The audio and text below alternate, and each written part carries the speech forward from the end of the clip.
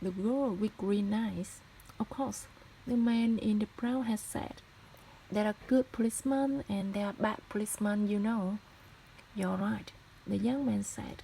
Yes, that's very true, isn't it, Julie? He looked at the young woman next to him. Julie didn't answer and looked bored. She closed her eyes. Julie's my wife, the young man told the man in the brown hat. She doesn't like trains. She always feels ill on trains. Oh, yes, the man in the brown hat said. Now my wife, she doesn't like buses. She nearly had an accident on a bus once. It was last year. No, it wasn't. It was 2 years ago. I remember now. It was in Manchester. He told a long, boring story about his wife and the bus in Manchester. It was a hot day and the train was slow. There were 7 people in the carriage.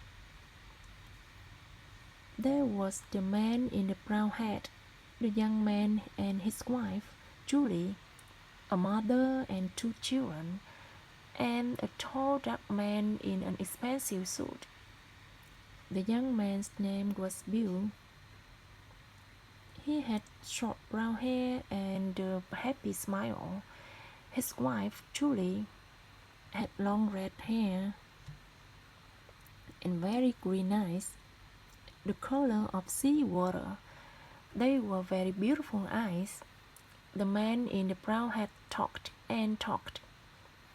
He had the big red face and the loud voice. He talked to Bill because Bill liked to talk too.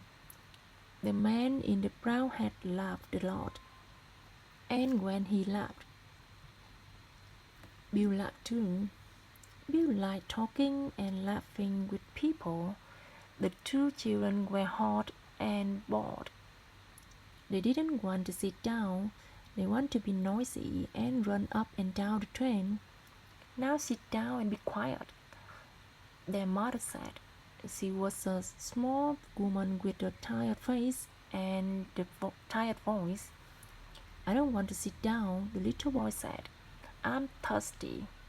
Here, have an orange, his mother said. She took an orange out of her bag and gave it to him. I want an orange too, the little girl said loudly. All right, here you are, said her mother. Eat it nicely now. The children ate their oranges and were quiet for a minute. Then the little boy said, I want a drink. I'm thirsty.